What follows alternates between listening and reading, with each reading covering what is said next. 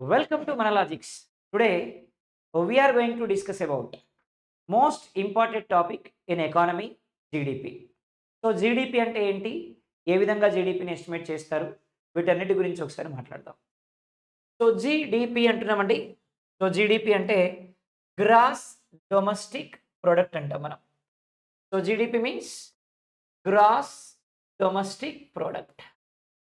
So what exactly gross domestic product? So ఏంటి gross domestic product అంటే? So gross అంటే ఇక్కడ తెలుగులో మనకి స్థూల అంటాం. స్థూల అంటాం. రైట్. సో అలాగే డొమెస్టిక్ అంటే తెలుగులో మనకి జాతీయ అంటాం. అలాగే ప్రొడక్ట్ అంటే మనకి వస్తువు లేదా ఉత్పత్తి అంటాం. అంటే మొత్తం మీద తెలుగులో ఏమంటున్నామంటే స్థూల జాతీయ ఉత్పత్తి అంటున్నాం. ఇక్కడ మనకి గ్రాస్ అంటే మీనింగ్ ఏంటి? డొమెస్టిక్ అంటే మీనింగ్ ఏంటి? ప్రొడక్షన్ అంటే మీనింగ్ ఏంటి? ఈ మూడిటికి మీనింగ్ తెలిస్తే ఈజీగా జీడిపి అంటే ఏంటో మీకు అర్థమవుతుంది. ఫస్ట్ వన్ ఏమన్నామంటే గ్రాస్ అన్నామండి. జనరల్‌గా మీరు చాలా సార్లు ఈ వర్డ్ వినుంటారు. మనం గ్రాస్ సాలరీ, అలాగే నెట్ సాలరీ అనేటువంటి పదాన్ని వాడుతా ఉంటాం మనం. సో ఇప్పుడు గ్రాస్ సాలరీ అంటే basic pay, TA, DA, HRA, special allowance, other allowance అన్నీ కలిపి ఒక 50,000 ఇస్తున్నారు అనుకుందామండి. 50,000 ఇస్తా అన్నారు అనుకుందాం మనం. సో ఈ 50,000ని ఏమంటాం మనం అంటే గ్రాస్ సాలరీ అంటాం. మరి ఇప్పుడు 50,000 అంటే 50,000 మనకి ఇస్తారా? అందులో కటింగ్స్ ఉంటాయి. డిడక్షన్స్ ఉంటాయి. ఎలా ఉంటాయి? టీఏ ఎలా ఉంటాయి మనకి ఇక్కడ హెచ్ఆర్ఏ ఉంటుంది. హౌస్ రెంట్ అలవెన్స్, తర్వాత పీఎఫ్, తర్వాత ఈఎస్ఐ, తర్వాత ఇన్స్యూరెన్స్ ఇవన్నీ ఒక 20,000 పైనే అనుకుందాం. అంత కట్టా బాబు? ఎగ్జాంపుల్ చెప్తున్నాను మీకు. 20,000 కట్ అయినాయి అనుకుందాం. సో ఇప్పుడు 50,000లో నుంచి మనం 20,000ని తీసేద్దాం. తీసేస్తే వచ్చేది ఎంత మనకి? 30,000. ఈ 30,000ని మనం ఏమంటున్నాం? నెట్ సాలరీ అంటున్నాం. ఈ మొత్తాన్ని ఏమంటున్నాం మనం? గ్రాస్ సాలరీ అంటున్నాం. మరి దీన్ని ఏమంటాం మనం? డిడక్షన్ అంటాం. తరుగుదల అంటాం. లేదా డిప్రిసియేషన్ అంటాం. తరుగుదల అంటాం. అంటే మొత్తం సాలరీలో నుంచి కటింగ్స్ తీసేస్తే వచ్చేదాన్ని మనకి నెట్ సాలరీ అంటారు. అంటే మొత్తం సాలరీలో నుంచి డిడక్షన్స్ తీసేస్తే వచ్చేటువంటి సాలరీని మనం ఏమనాలి? నెట్ సాలరీ అనాలి. అంటే సింపుల్‌గా చెప్పాలి అంటే గ్రాస్‌లో నుంచి గ్రాస్‌లో నుంచి డిడక్షన్స్‌ని తీసివేస్తే, డిప్రిసియేషన్‌ని తీసేస్తే వచ్చేదే మనకి నెట్ అవుతుందనమాట. సో వచ్చేదే మనకి నెట్ అవుతుందనమాట.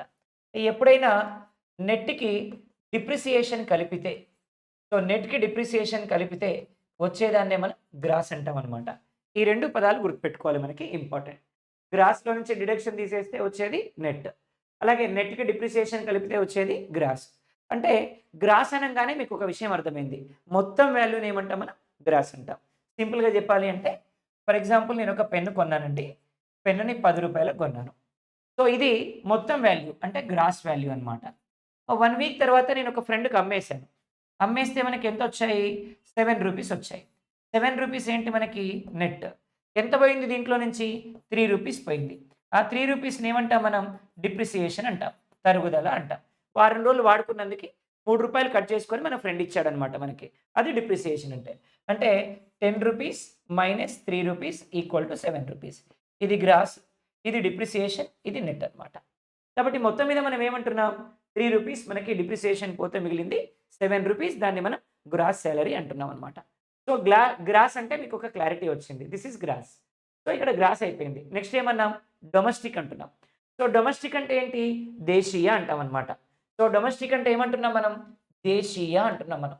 సో డొమెస్టిక్ అంటే ఏంటి అంటే దేశీయ అంటామనమాట. సో మీరు చాలా సార్లు వినుంటారు. డొమెస్టిక్ ఫ్లైట్ అంటాం మనం. సో డొమెస్టిక్ ఫ్లైట్ అంటే అర్థం ఏంటి? దేన్ని మనం డొమెస్టిక్ ఫ్లైట్ అంటాము అంటే, ఈ ఫ్లైట్ ఎక్కడ తిరగాలి? భారతదేశంలో తిరగాలి. అంటే 28 రాష్ట్రాలు, 8 కేంద్రపాలిత ప్రాంతాల్లో తిరగాలి.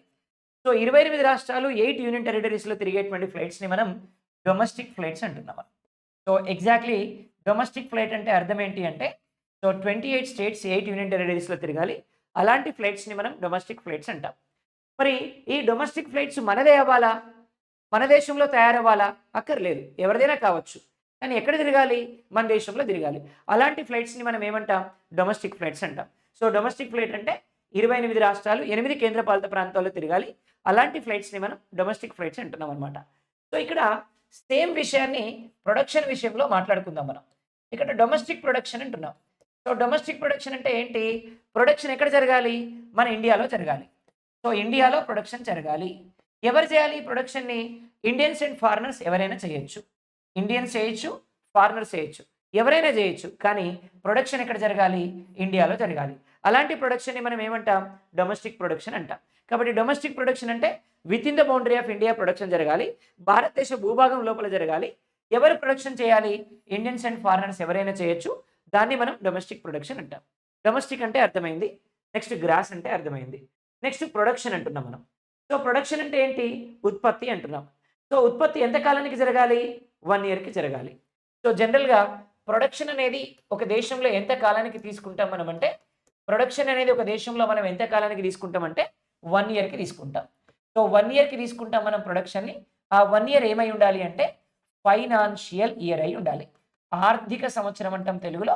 అది డెఫినిట్‌గా ఏమై ఉండాలి అంటే ఆర్థిక సంవత్సరమై ఉండాలి. అంటే మనం ఎప్పుడైనా సరే ఒక ఆర్థిక సంవత్సరానికి ఉత్పత్తిని అంచనా వేస్తామనమాట. ఏదైనా ఒక దేశంలో ఖచ్చితంగా ఆ దేశంలో జరిగేటువంటి ఉత్పత్తిని ఒక ఆర్థిక సంవత్సరానికి ఖచ్చితంగా మనం అంచనా వేస్తాము. మరి మన ఆర్థిక సంవత్సరం ఏంటి సార్? ఏప్రిల్ 1 నుంచి మార్చ్ 31. సో, ఏప్రిల్ 1 నుంచి మార్చ్ 31 వరకు మనం అంచనా వేస్తాం. సో, మార్చ్ 31 వరకు అంచనా వేస్తాం. దీన్ని మనం ఎప్పుడు ఇంట్రొడ్యూస్ చేసాం? 1867లో ఇంట్రొడ్యూస్ చేసామనమాట. సో, 1867 సంవత్సరంలో 1867 సంవత్సరంలో మనం మన ఫినాన్షియల్ ఇయర్‌ని ఇంట్రొడ్యూస్ చేసాం. సో, ఇది 2017కి ఎన్ని ఇయర్స్ అయింది సార్ అంటే 150 ఇయర్స్ అయింది. సో, 150 సంవత్సరాలు పూర్తయినటువంటి సందర్భంగా మన ఆర్థిక సంవత్సరానికి 150 సంవత్సరాలు పూర్తయినటువంటి సందర్భంగా ఇది మార్చడానికి అంటే మన ఫినాన్షియల్ ఇయర్‌ని మార్చడానికి ఒక కమిటీ వేశారు. So, name of the committee Shankaracharya. So, Shankaracharya అనేటువంటి కమిటీ వేశారండి. శంకరాచార్య అనేటువంటి కమిటీని దేని మీద ఏశారు అంటే, మనకి ఫినాన్షియల్ ఇయర్‌ని మార్చడానికి, ఆర్థిక సంవత్సరాన్ని మార్చడానికి నియమించినటువంటి కమిటీ మనకి శంకరాచార్య అనేటువంటి కమిటీ.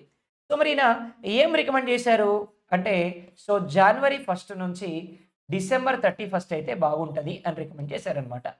సో, ఈయన కొత్తగా రికమెండ్ చేసినటువంటి ఫినాన్షియల్ ఇయర్ ఏంటి అంటే, జనవరి 1 టు డిసెంబర్ 31. మరి జనవరి 1 టు డిసెంబర్ 31 ఇంప్లిమెంట్ చేశామా? లేదు. జస్ట్ రికమెండ్ చేశారు ఆయన అంతే. సో, కానీ ప్రెజెంట్ మన ఫినాన్షియల్ ఇయర్ ఏంటి అంటే, మనకి ఫినాన్షియల్ ఇయర్ ఎక్కడి నుంచి ఎక్కడి వరకు తీసుకుంటామంటే, ఏప్రిల్ 1 మార్చ్ 31 తీసుకుంటాం. బట్ కొత్తగా రికమెండ్ చేసింది మాత్రం జనవరి 1 టు డిసెంబర్ 31 రికమెండ్ చేశారు. This is not yet implemented. So, we are trying to implement this one. So, కాబట్టి ఇంపార్టెంట్ గుర్తుపెట్టుకోండి. ఇకపోతే 3 పదాలు వచ్చేసాయి మనకి. సో, 3 పదాలు అర్థమైపోయినాయి మనకి. జీడీపీ అన్నాం మనం. సో, గ్రాస్ అన్నాం, అలాగే డొమెస్టిక్ అన్నాం, అలాగే ప్రొడక్ట్ అన్నాం. సో, 3 వర్డ్స్ మనకి అర్థమైపోయినాయి. సో, గ్రాస్ అంటే టోటల్ వాల్యూ తీసుకుంటున్నాం. సో, గ్రాస్ అంటే టోటల్ వాల్యూ తీసుకుంటాం. డొమెస్టిక్ అంటే మన ఇండియాలో తయారయ్యేటువంటి గూడ్స్‌ని తీసుకుంటాం. ప్రొడక్షన్ అంటే 1 ఇయర్‌కి తీసుకుంటాం. ఆ 1 ఇయర్ ఫినాన్షియల్ ఇయర్ అయి ఉండాలి. ఇండియాలో తయారయ్యేవి ఎవరు తయారు చేయాలంటే ఇండియన్స్ అండ్ ఫారినర్స్ ఇద్దరు తయారు చేయాలి. ఇప్పుడు నేను మొత్తంగా డెఫినిషన్ చెప్తున్నాను చూడండి. సో, ఇక్కడ చెప్పినటువంటి వర్డ్స్‌ని కలిపి నేను కొత్తగా డెఫినిషన్ చెప్తున్నాను. ఏమని చెప్తున్నాను? ఒక సంవత్సర కాలంలో ఎంత కాలంలో? ఒక సంవత్సర కాలంలో. ఒక సంవత్సర కాలంలో ఒక దేశ భూభాగంలో ఎక్కడన్నాం? ఒక దేశం యొక్క భూభాగంలో. సో, ఒక దేశ భూభాగంలో ఒక సంవత్సర కాలంలో ఒక దేశ భూభాగంలో ఉత్పత్తి అయిన ఏమైనా ఉత్పత్తి అయిన ఏ వస్తువులు? అంతిమ వస్తువులు మరియు సేవలు. అంతిమ వస్తువులు మరియు సేవల యొక్క ఎలాంటి విలువ తీసుకోవాలి? గ్రాస్ అంటే స్థూల కాబట్టి స్థూల విలువనే మనం ఏమంటున్నాం సార్ అంటే జీడీపీ అంటున్నాం అనమాట. సింపుల్‌గా చెప్పాలి అంటే ఒక సంవత్సర కాలంలో ఒక దేశం యొక్క భూభాగంలో ఉత్పత్తి అయిన అంతిమ వస్తువులు మరియు సేవల యొక్క మొత్తం స్థూల విలువని ఏమంటున్నామంటే జీడీపీ అంటున్నాం. ఒక సంవత్సర కాలంలో ఒక దేశ భూభాగంలో ఉత్పత్తి అయిన అంతిమ వస్తువులు మరియు సేవల యొక్క మొత్తం విలువని మనం ఏమనాలి? జీడీపీ. సరే, ఇక్కడ అంతిమ వస్తువుల్ని ఎందుకు తీసుకున్నారు సార్ అంటే, ఫర్ ఎగ్జాంపుల్ ఈ షర్ట్ ఉందండి. నేను వేసుకున్నాను. వేసుకోవడానికి కంఫర్టబుల్‌గా ఉంది. కాబట్టి దీన్ని ఏమంటాం మనం? అంతిమ వస్తువు అంటాం. సో, బేసిక్‌గా ఈ షర్ట్ ఎక్కడి నుంచి వచ్చింది? పత్తి కాయలు కాసినాయి. పత్తి కాయల నుంచి మనకి కాటన్ వచ్చింది. కాటన్ నుంచి మనకి థ్రెడ్ వచ్చింది. థ్రెడ్ నుంచి మనకి క్లాత్ వచ్చింది. క్లాత్ నుంచి మనకి షర్ట్ వచ్చింది. అంటే ఒక షర్ట్ తయారవ్వడానికి చాలా ఫేజెస్ ఉన్నాయి. ఒక షర్ట్ తయారవ్వడానికి చాలా ఫేజెస్ ఉన్నాయి. ఫస్ట్ ఏంటి? పత్తి కాయ. సో, పత్తి కాయ కాసింది. సో, పత్తి కాయ తర్వాత ఏం కాసింది మనకి? పత్తి కాయ నుంచి ఏమొచ్చింది? పత్తొచ్చింది. సో, పత్తి నుంచి ఏమొచ్చింది మనకి? దారం వచ్చింది. సో, దారం నుంచి మనకేమొచ్చింది? క్లాత్ వచ్చింది. క్లాత్ నుంచి ఫైనల్‌గా ఏమొచ్చింది? షర్ట్ వచ్చింది. ఇప్పుడు పత్తికాయని, పత్తిని ఏమంటామంటే ప్రాథమిక వస్తువు అంటాం. సో, ప్రాథమిక వస్తువు అంటాం. సో, ప్రాథమిక వస్తువుని ఇంగ్లీష్‌లో ప్రైమరీ ఆర్టికల్ అంటారు. So, this is called primary article. So, this is called primary article అంటాం మనం. సో, దీన్ని మనం ప్రైమరీ ఆర్టికల్ అంటున్నాం. సో, ఈ దారాన్ని, క్లాత్‌ని మనం సో, ఏమంటున్నాం సార్ అంటే మాధ్యమిక వస్తువు అంటాం. సో, మాధ్యమిక వస్తువు అంటాం. సో, ఇంగ్లీష్‌లో దీన్ని ఇంటర్మీడియేటరీ గూడ్ అంటాం. ఇంటర్మీడియేటరీ గూడ్ అంటాం మనం దీన్ని. తర్వాత షర్ట్ ఉంది దీన్ని ఫైనల్ గూడ్ అంటాం. ఫైనల్ గూడ్ అంటే అంతిమ వస్తువు అంటున్నాం అనమాట. సో, అంతిమ వస్తువు అంటున్నాం. ఇప్పుడు ఫర్ ఎగ్జాంపుల్ నేను కన్జ్యూమర్‌ని, నేను వినియోగదారుని. సో, వినియోగదారుడు పత్తికాయలేసుకోనో, పత్తేసుకోనో రాలేడు గదా! సో, అలాగే దారం చుట్టుకోనో, క్లాత్ మీద కలుపుకొనో రాలేం గదా! ఏం వాడాలి ఖచ్చితంగా? షర్ట్ వాడాలి. షర్ట్‌ని ఏమన్నాం? అంతిమ వస్తువులు.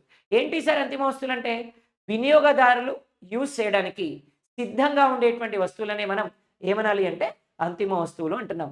వినియోగదారుడికి అందుబాటులో ఉండే వస్తువుని అంతిమ వస్తువులు అంటున్నాం. ఇప్పుడు ఉత్పత్తి ప్రక్రియలో కేవలం ఏం తీసుకోవాలి? అంతిమ వస్తువులు మాత్రమే తీసుకోవాలి.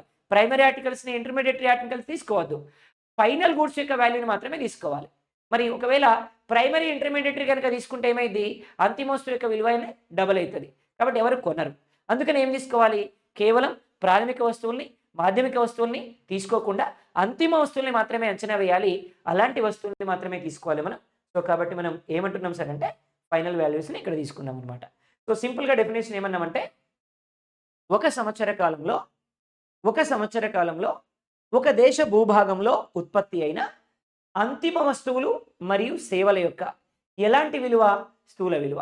ఆ స్థూల విలువని మనం ఏమంటాం? జీడీపీ అంటాం. సింపుల్‌గా ఇప్పుడు ఇంగ్లీష్‌లో చెప్పాలంటే టోటల్ ఫైనల్ గ్రాస్ ఔట్‌కమ్స్. ఏమన్నా? Total final gross outcomes produced within the boundary. Produced within the boundary in a financial year is called GDP. So, total final gross outcomes produced within the boundary in a financial year is called ఏమనాలి? GDP అనాలి. ఇది GDP అంటే definition ఓవరాల్‌గా. సరే ఇప్పుడు GDP and national income 2 same అవుతాయా? 2 వేరు వేరా? అంటే డెఫినిట్‌గా ఈ 2 వేరు వేరు అవుతాయమ్మా.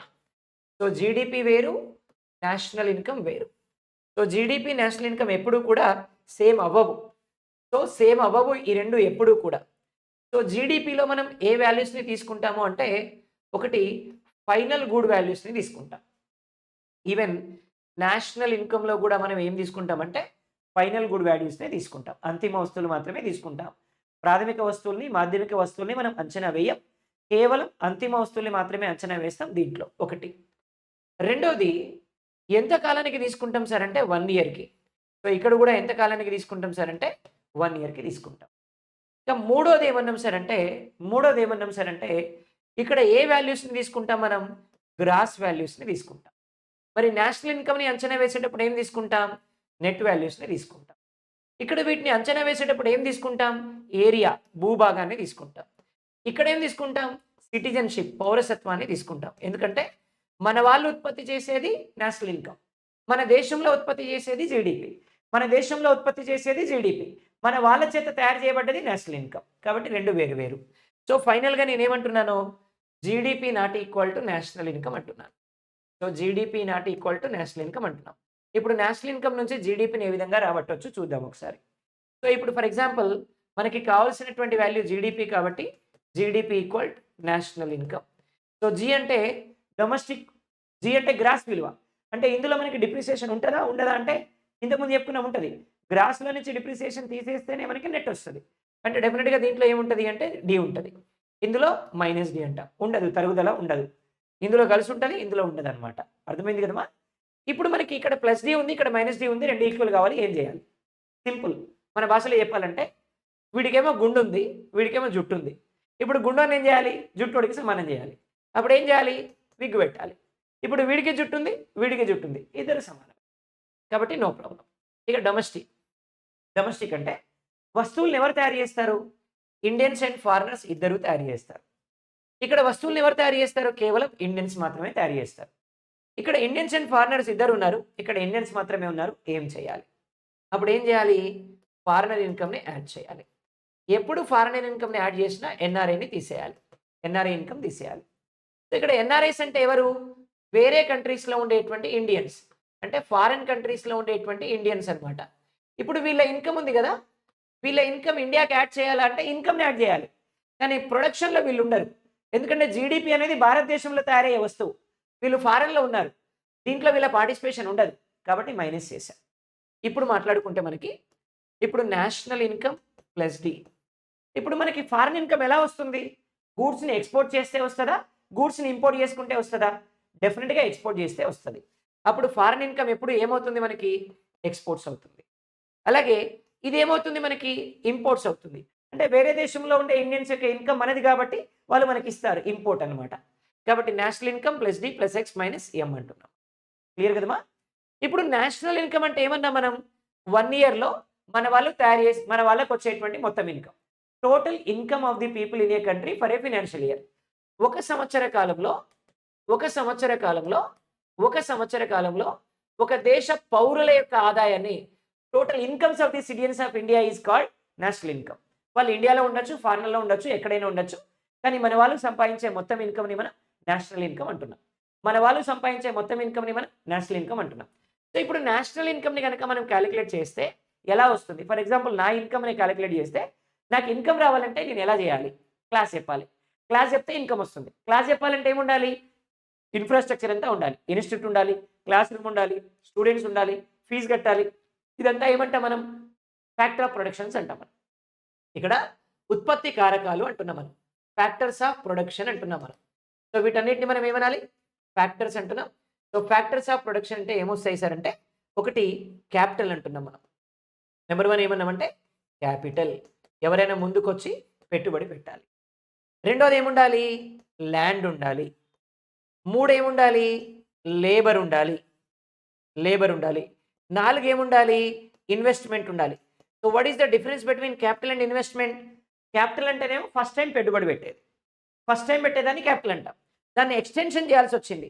ఎలాబొరేట్ చేయాల్సొచ్చింది. అప్పుడు మనం కొత్తగా ఇన్వెస్ట్ చేయాలి. దాన్ని మనం ఇన్వెస్ట్‌మెంట్ అంటాం. లాస్ట్‌కి ఏముండాలి? టెక్నాలజీ ఉండాలి. సాంకేతిక పరిజ్ఞానం ఉండాలి. సో, టెక్నాలజీ అంటే ఏంటి? ఒకప్పుడు మీరు క్లాస్‌కొచ్చి క్లాస్‌లో కూర్చొని వినేవాళ్ళు. ఇవాళ ఇంటి దగ్గర కూర్చొని వింటున్నారు. ఇదంతా టెక్నాలజీ మహిమనే. కాబట్టి టెక్నాలజీ ఉండాలి. ఈ ఐదిటిని ఏమంటాం? ఫ్యాక్టర్స్ ఆఫ్ ప్రొడక్షన్ అంటాం. అంటే ఈ 5 ఉంటేనే ఒక వస్తువు తయారవుతుంది. ఒక వస్తువు తయారైతేనే ఇన్‌కమ్ వస్తుంది. ఇన్‌కమ్ వస్తేనే నేషనల్ ఇన్‌కమ్ ఉంటుంది. కాబట్టి నేషనల్ ఇన్‌కమ్ ఉండాలంటే ఇవన్నీ ఉండాలి. మరి మనం క్యాపిటల్ మీద ఏం ఎక్స్‌పెక్ట్ చేస్తాం? క్యాపిటల్ మీద ఏం ఎక్స్‌పెక్ట్ చేస్తారు? పెట్టుబడి పెట్టిన వాళ్ళు ఏం ఎక్స్‌పెక్ట్ చేస్తారు? సో, మనం బ్యాంక్‌లో ఏస్తే వడ్డీ ఎంతొస్తదో వడ్డీ మందం వస్తే చాలు, లాస్ అవ్వకపోతే చాలనుకుంటారు. కాబట్టి దీని మీద ఏం ఎక్స్‌పెక్ట్ చేస్తారు అంటే ఇంట్రెస్ట్‌ని ఎక్స్‌పెక్ట్ చేస్తారు.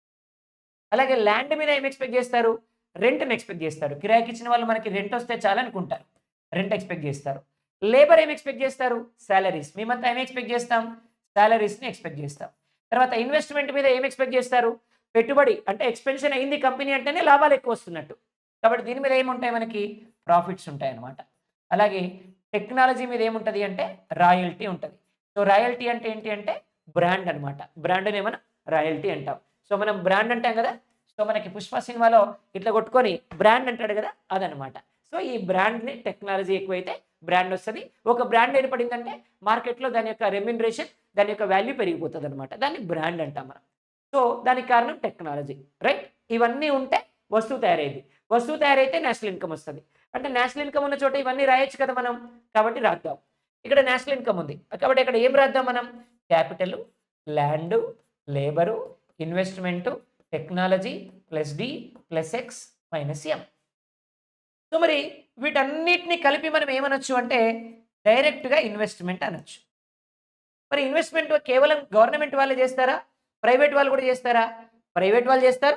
గవర్నమెంట్ వాళ్ళు చేస్తారు. కాబట్టి గవర్నమెంట్ ఇన్వెస్ట్‌మెంట్ కూడా ఉంటది. ప్రైవేట్ వాళ్ళు, గవర్నమెంట్ ఇద్దరు కలిపి వస్తువుల్ని తయారు చేశారు. అవి ఎక్స్‌పోర్ట్ చేస్తేనే కదా! కొంతమంది కొంటేనే కదా కొత్తవి తయారయ్యేవి. కాబట్టి డెఫినిట్‌గా ఏముండాలి? కన్జంప్షన్ ఉండాలి. ఎక్కువైనా ఏం చేయాలి? ఎక్స్‌పోర్ట్ చేయాలి. లేని ఏం చేయాలి? ఇంపోర్ట్ చేసుకోవాలి. దీన్నే ఆర్డర్‌లో రాస్తే C plus I plus G plus X minus M దేని equal to GDP equal to. So GDP equal ఏం రాయాలి మనం? C plus I plus G plus X minus M రాయాలి. అంటే ఇక్కడ మనం ఏమని చెప్తున్నాం సార్ దీని ఈక్వల్ టు అంటే, సో ఫైనల్లీ జీడీపీ ఈక్వల్ జీడీపీనే వై రాయొచ్చు మనం. C plus I plus G plus X minus M. C అంటే ఏంటి? కన్జంప్షన్. కన్జంప్షన్ అంటే ఏంటి? వస్తువుల యొక్క వినియోగం. ఐ అంటే ఏంటి? ఇన్వెస్ట్‌మెంట్. సో ఇన్వెస్ట్‌మెంట్ అంటే ఏంటి? పెట్టుబడి. ఇక్కడ జి అంటే ఏంటి? Government investment. ప్రభుత్వం యొక్క పెట్టుబడి. సో ప్రభుత్వం కూడా కొన్నిసార్లు పెట్టుబడి పెడుతుంది. ఎక్స్ అంటే ఏంటి? ఎక్స్‌పోర్ట్స్. అలాగే ఎం అంటే ఏంటి? ఇంపోర్ట్స్. సో ఇవన్నీ ఉంటే మనకి జీడీపీ వస్తుందన్నమాట. అంటే ఏదైనా ఒక దేశంలో జీడీపీ ఎక్కువైంది అంటే దాని అర్థం ఏంటి? ఆ దేశంలో వస్తువుల వినియోగం పెరిగింది. వస్తువుల వినియోగం ఎప్పుడు పెరుగుద్ది? ఆ దేశంలో ప్రజలకి ఆదాయం పెరిగితే. ప్రజల యొక్క ఆదాయం ఎప్పుడు పెరుగుద్ది? ఎంప్లాయ్‌మెంట్ పెరిగితే. ఎంప్లాయ్‌మెంట్ ఎప్పుడు పెరుగుద్ది? ఇన్వెస్ట్‌మెంట్స్ పెరిగితే. ఇన్వెస్ట్‌మెంట్స్ ఎప్పుడు పెరుగుతాయి? గవర్నమెంట్ కూడా కోఆపరేట్ చేస్తే. ఎక్కువైనా ఏం చేయాలి? ఎక్స్‌పోర్ట్ చేయాలి. లేని ఏం చేయాలి? ఇంపోర్ట్ చేసుకోవాలి. దాన్నే మనం ఏమంటాం? జీడీపీ అంటాం. సో కాబట్టి ఫైనల్‌గా జీడీపీ ఈక్వల్ టు మనం ఏం రాయాలి sir? C plus I plus G plus X minus M equal to ఏమంటున్నాం నాన్న? జీడీపీ అంటున్నాం. సో ఫైనల్‌గా దీన్ని మనం జీడీపీ అని చెప్పాలి.